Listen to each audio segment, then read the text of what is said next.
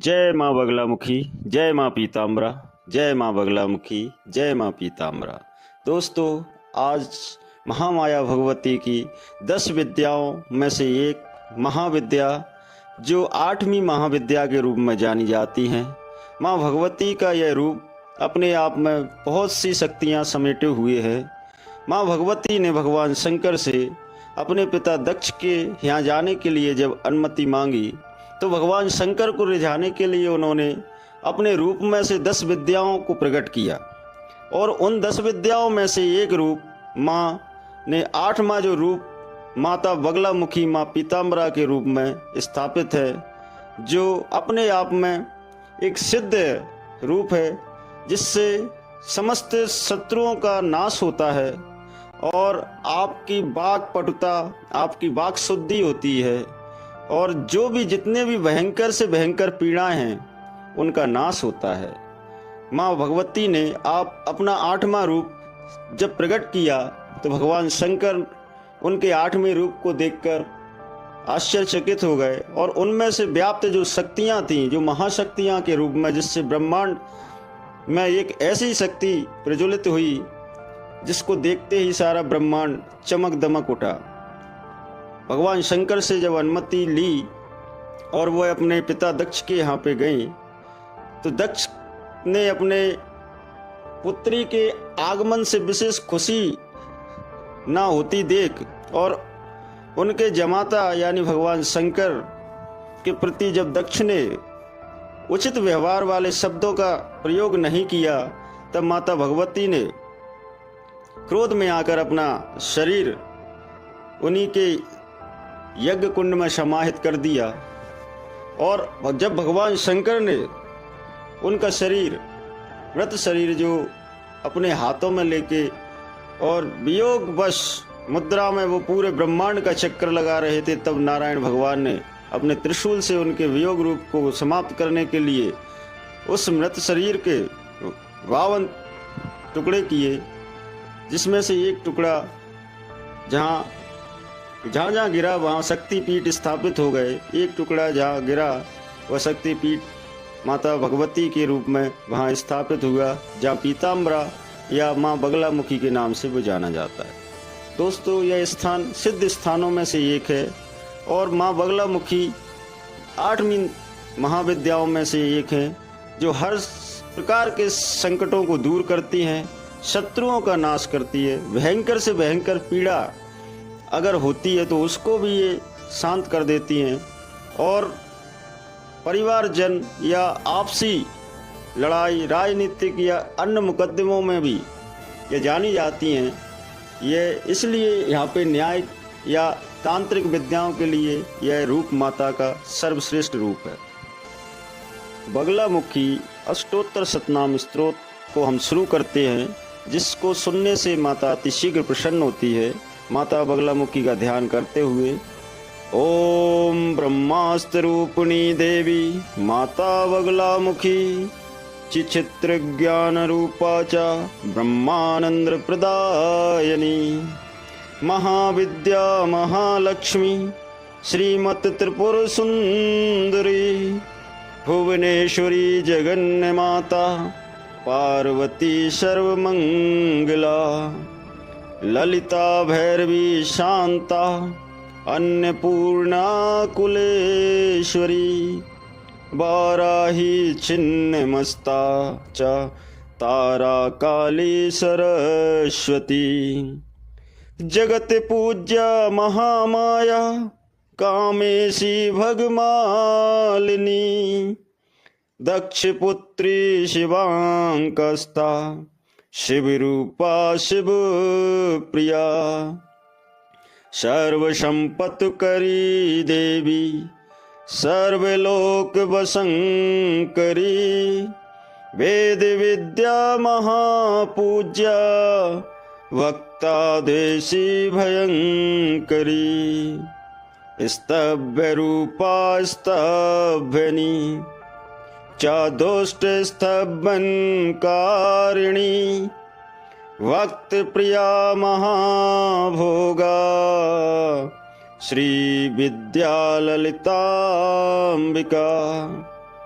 मैना पुत्री शिवानंदा मातंगी भुवनेश्वरी नारसिंगी नरेंद्रा च नृपाराध्या नरोत्तमा नांगिनी नांगपुत्री च नंगराजसुता उमा पीतांबरा पीतपुष्पा च पीतवस्त्रप्रिया शुभा पीतगंधप्रिया रामा पीतरत्नचित्रा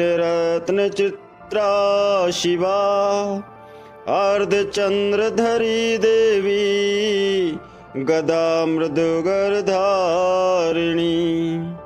सावित्री त्रिपदा शुद्धा सदोराग विवर्धनी विष्णुरूपा जगन्मोहा ब्रह्मरूपा हरिप्रिया रौद्ररूपा रौद्रशक्ति दिन्यमयी भक्तवत्सला लोकमाता शिवा संध्या शिव पूजन तत्परा धनाध्यक्षा धनेशी च धर्मदा धनदा धना चंडदर्प हरि देवी शुंभासुर निर्वरणी राजराजेश्वरी देवी महिषासुर मर्दिनी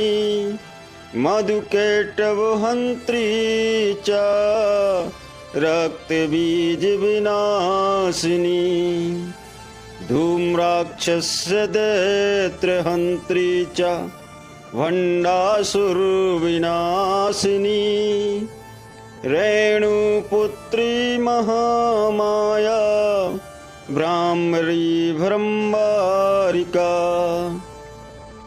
ज्वालामुखी भद्रकाली बगला शत्रुविनाशिनी इंद्राणी इंद्रपूज्या च गोमाता गुणेश्वरी वज्रपाशुधरा देवी जिव्या मुग्धरधारिणी भक्तनंदाकरी देवी वगुला परमेश्वरी अष्टोत्तर शतनान्यमा वगलायस्तु या पठेत रिपुबाधा विनर्मुक्ता लक्ष्मी स्थित माम प्रियात भूत प्रेत पिशाच गह पीड़ा निवारणम राजानो वशमायति सर्वेश्व च विदन्तति नाना विद्या च लभते राज्यं प्राप्नोति निश्चितं भुक्ति मुक्ति वाप्नोति साक्षात् शिव समो भवेत् साक्षात् शिव समो भवेत् साक्षात् शिव समो भवेत्। श्री रुद्रमालय सर्वसिद्धिप्रद श्री बगला स्तोत्रम सतनाम स्तोत्रः श्री बगला मुखे नमः। जय माँ दुर्गा की, जय माँ बगलामुखी की, जय माँ पीताम्बरा की।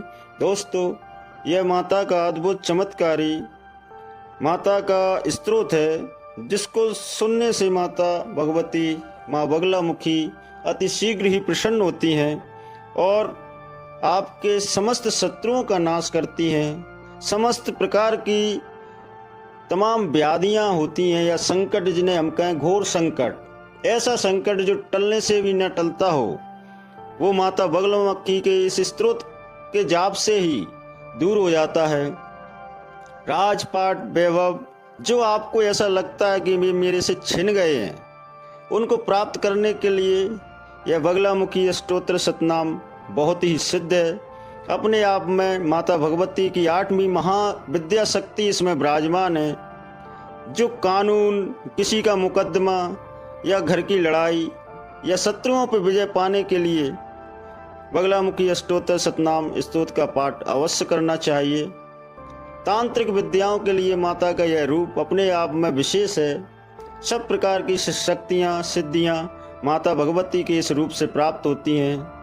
दोस्तों, माता भगवती की उपासना अपने आप में ही व्यक्ति को एक सर्वशक्तिमान सिद्ध कर देती है। व्यक्ति जो चाहे उसको प्राप्त कर सकता है। माता भगवती का यह रूप पीला स्वरूप लिए हुए है। माता भगवती को पीले पुष्पों के द्वारा और पीले वस्त्रों के द्वारा माता भगवती का श्रृंगार किया जाता है। माता भगवती को सामने, माता भगवती को उत्तर दिशा की ओर मुँह करके माता भगवती का चिंतन, ध्यान करना चाहिए और आपके मन में जो भी मनोवांछित इच्छाएं, उनको सामने रखते हुए माता भगवती से विनती करते हैं।